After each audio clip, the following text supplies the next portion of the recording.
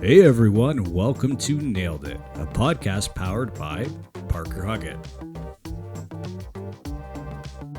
A big welcome to Karl McIntyre from Ottawa, Ontario.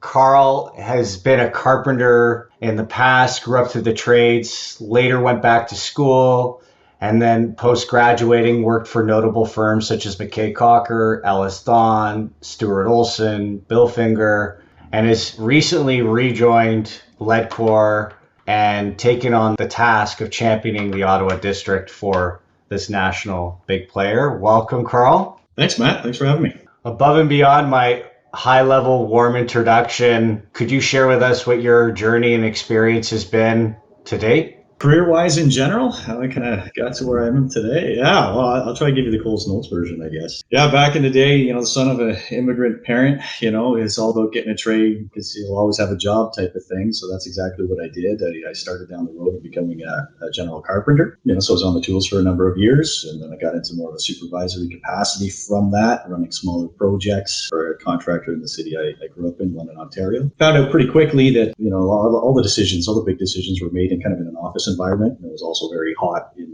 the summertime and cold in the wintertime working on the tools. So I thought I might be better suited in an environment with a roof over my head. So I got into a junior estimating position following graduation from Fanshawe College in London. Did that for about a year and a half, realized I had a little more too much personality for doing quantity takeoffs and extensions and all that kind of stuff. So I asked if I could get into the project coordination, project management world, and I was quickly accommodated. And then from there, things kind of really took off. I got brought into the fold at Ellis Don for a number of years. I started with them in London, Ontario, then I got promoted to work with them actually on the corporate side of the business up in Toronto for a while. I got back into operations hardcore again. Got out of Ellis Don as probably project director level, senior PM. And ended up at a firm ultimately called Bill Finger, which was an international P3 player, which is where I really kind of cut my teeth in the kind of the commercial side of the business.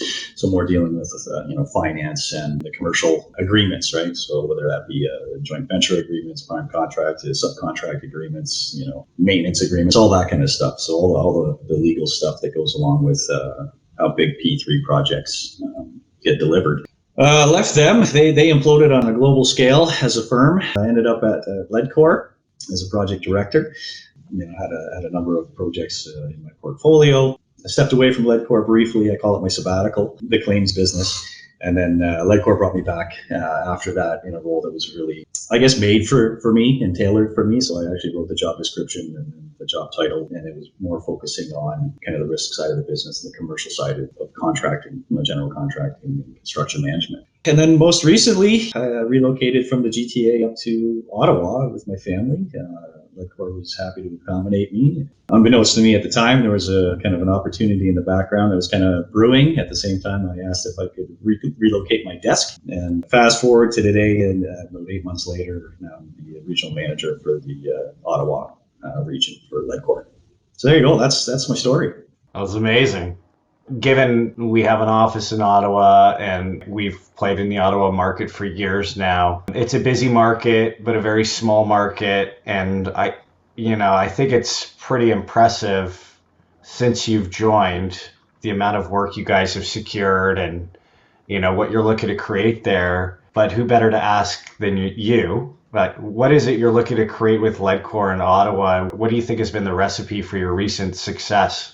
It's a multi-pronged kind of question, I think. Yeah. I think the genesis of what I want to create or what we want to create is really, business based on people, right? We want to do cool projects, but more so we want to have a group of folks that are all like-minded, cohesive, all working to the same end. I want to create an environment here in Ottawa where the place that people want to end up in their career. They want to build a career at Ledcor. They know that they hear good things coming out of our camp. We're small here, just getting going. I kind of akin it to being a startup business. We've been in Ottawa for the last, call it 8 years, working on one particular development, which we're stepping outside of now. So we've had a couple of recent successes with the long-term cares, one for Ribera, and then we've also landed an Amazon fulfillment center as well.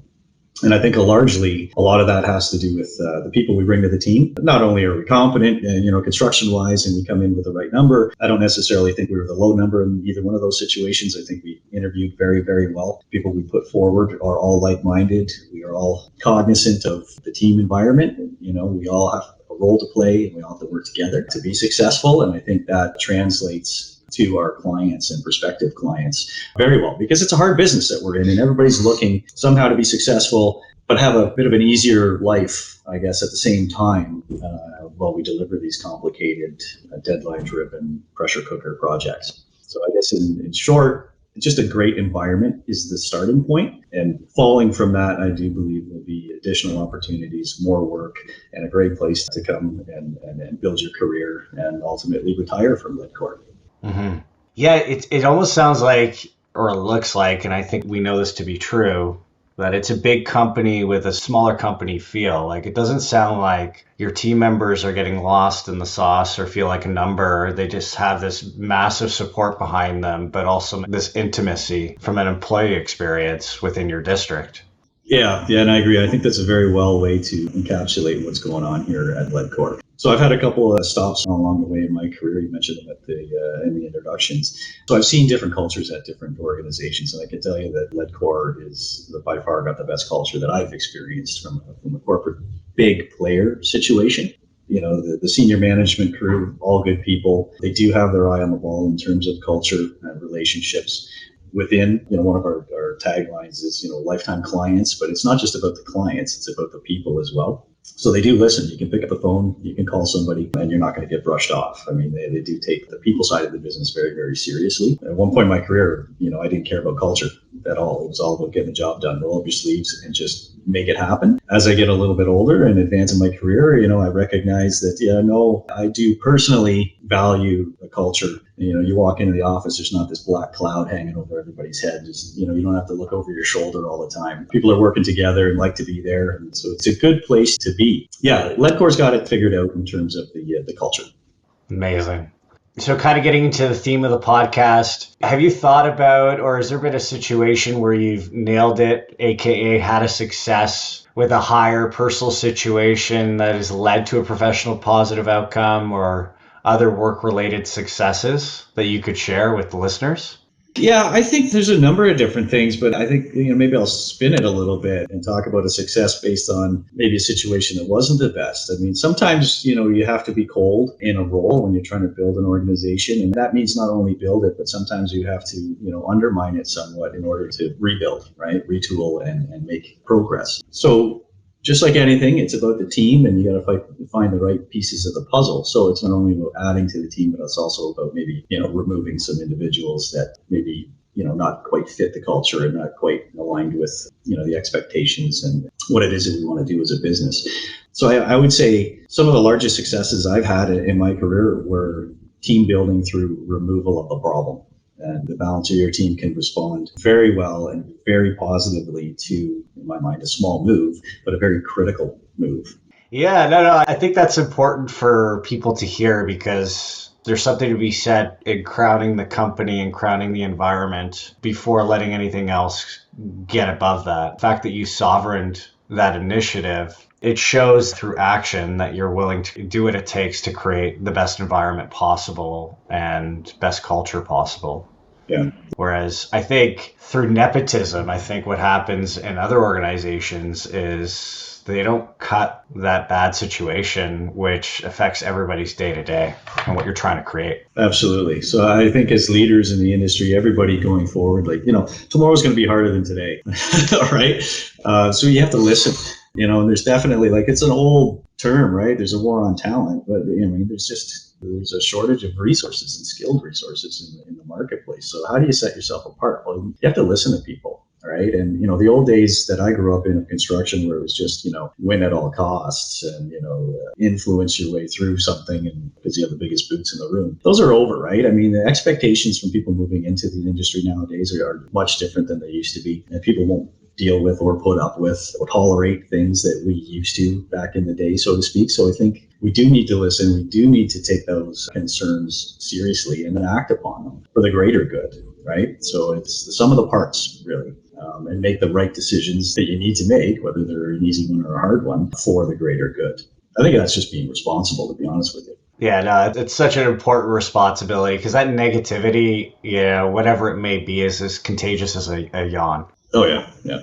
And people start having the Sunday blues about Monday because they're walking into whoever it may be that's not jiving with whatever those values are on day to day. So what do you think the construction industry does really well here in Canada, Karl? That's a good question. It's an industry that kind of takes care of itself. And what I mean by that is if you compare like Canada to, say, the US, they just have a different model, the way they run their businesses. It's very litigious and confrontational. Not to say that things aren't confrontational in Canada, but when things escalate to a point where there's claims or damages and maybe pending lawsuits, and when you have that or those types of issues to deal with, the industry is really good by and large about being able to kind of set things aside, get into a room and just talk about stuff and resolve the problems through dialogue versus the courts, right? So I've always been a big proponent that, you never want to give an issue over to a third party and then have them determine your fate and your outcome, right? So the Canadian culture is more, okay, everybody's going to get in the room. It's going to be very uncomfortable for a while. We're going to talk about some things and hopefully we can resolve them before we have to take the next step. So I think that's probably predominantly what the Canadian construction industry does the best. I think,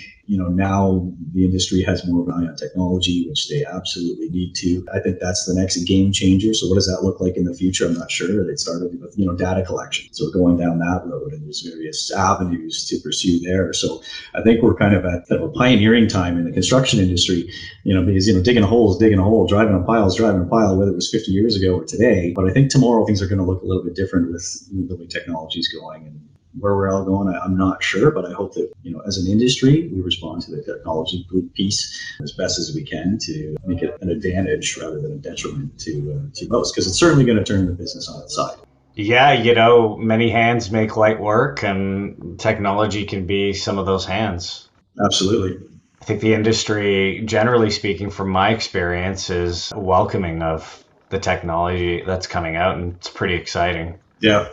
And from what I understand, it's also fairly user friendly as well, which is helpful. Yeah. So guys like me can get involved and understand what's going on. What do you feel is the construction development industry's biggest challenge ahead? Resources. And I think some of that challenge will be met or responded to through technology for sure over time. But I think for the short term and maybe medium term, I think there's no shortage of opportunity in the marketplace and whatever sector that you're working in. The projects are there. The spending will be there. The federal government is plowing money into infrastructure related stuff. Right now there's a big flavor of the month is long-term care facilities. So the business is there and the need for our product is going to be there. It's just, where are we going to find the people to put all those buildings and that infrastructure together? That's going to be our largest challenge. Mm-hmm. Yeah, that's the common denominator in every discussion I have. Yeah, and for good reason. And, it's funny, back in the day, we used to just get people in and have that revolving door. And I'll tell you that I don't think that has much of a place. It doesn't in our office here in Ottawa for Ledcor. I mean, we want to be very deliberate with who we're targeting and who we're onboarding and be very selective, and it's got to be the right cultural fit. Some technical and relevant technical knowledge is all great, but you can't teach work ethic. You can't teach the soft skills. Like people either have them or they don't. We can teach people the technical side of things, how a general contractor or construction manager conducts business and how we go about getting buildings built. Because we don't actually build them, right? We're a broker. So that's our value add. We coordinate all the trades. We're not specific to one. We're generalists. So there is a unique approach to a construction project that, your sub-trade doesn't have to deal with, right? I mean, they look at themselves and their scope of work, but how does that relate to all the various components and other subs that are on the job? So that's our value add. I think that's a good teaching moment too, or it's a solution to what I feel is that big problem when it comes to closing the gap on talent is just like you put it, right? You have this avatar of who you're looking to hire and the various traits that are going to fit within your office and your ecosystem within that office and, seeing the world in the same light and view, and then training the rest. Like those companies who have a robust training program and hire the right fit are going to be more successful than those that hire based on a resume.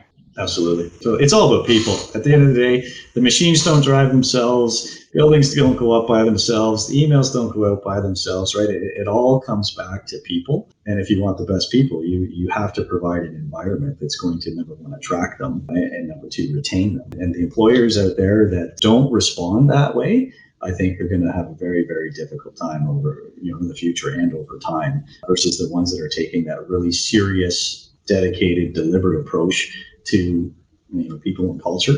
They're the companies, I think, that are going to be successful in the future. Mm-hmm. Mm-hmm. Recruit, train, and motivate. There you go. Absolutely. The motivate part, it's funny. Motivating, I'll tell you, my personal take on that, and even in my personal life, right? Motivation comes and goes, right? So it's about being deliberate, I guess, habitual, disciplined. That to me is the key to motivation. You just have to be disciplined. When motivation wanes, discipline will overcome it. Yeah, totally agree with that. On to the next question. In your opinion, why should youth strongly consider a career in construction or development? Oh, I think it's a great industry, construction and development, and they are two different industries, yet related. They are different. And I would say it depends on the type of person. It takes a certain personality type, I think, by nature, to work in a multi-disciplined kind of environment on a day-to-day. And every day is a new day. So we don't build widgets, meaning there's not a lot of repetition. There's not a lot of, sameness day over day. Like the process is the same, but you're dealing with different people every day. And, on the project level, every project you're on, there's a group of people that are kind of thrust together, from sub-trades to the design community to the client. The next job, you have all the same pieces of that puzzle, but they're all different people and different organizations, and those organizations have different cultures and all that kind of stuff. So if you're a person who enjoys diversity, in your daily life, construction and development are probably the businesses for you. If you're more structured, regimented, and laser focused and enjoy doing the same thing repetitively, I'd suggest, maybe construction and development isn't the right spot, because, there's a lot of moving parts. And I think to be good in our industry, you have to be bright. I think you have to be a very quick thinker. And again, have the right personality skill set on the soft side as well to be successful. But I think it's a great career for anybody at any level in the industry, because it's so dynamic. There's always something new going on. You're always meeting new people. And even in those situations where you don't like the person, your counterpart somewhere else, well, it's got a shelf life. The project will end at some point, right? Yeah, and then you're on to a new.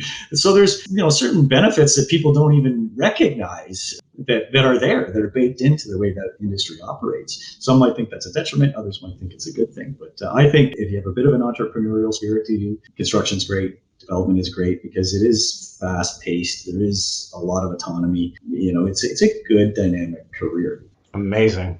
Yeah, it sounds like the only limitations within construction development are the ones you really put on yourself. Like there's so many options. Oh, yeah. Yeah, and I think if you look at it, even a construction project, it's like a mini business to itself, right? There's HR issues. We're talking about people all day. There's the technical side of the business. There's insurance that you need to understand. There's the finance piece. You have to be a bit of an accountant. There's the legal side of the world, right? So, those are 5 industries to themselves, which are all involved on like one construction project. And then, there's the operation side of the business as well, where you're not project based or project specific, but you're a bolt-on. So we do have all those people. We have accountants and bookkeepers and lawyers on staff that are all doing their thing, that all a full-time job within the construction industry. So people don't realize that you could be a lawyer and work in construction all day long. You could be a finance person and work in construction all day long. It's not just about, pick up a hammer and a tape measure or running a construction project. There's all those other services, anything risk related. Insurance claims, for crying out loud. We have claims managers that come out of insurance. There's a bunch of industries within the industry that people can work in as well. So that's largely, I think, overlooked when you talk about the construction industry. Mm-hmm. Amazing. Well, Karl, thank you so much for taking the time and sharing your experience. And yeah, we look forward to keeping in contact. Absolutely. And Matt, it was an absolute pleasure. Thanks for the invite. Oh, you're so welcome.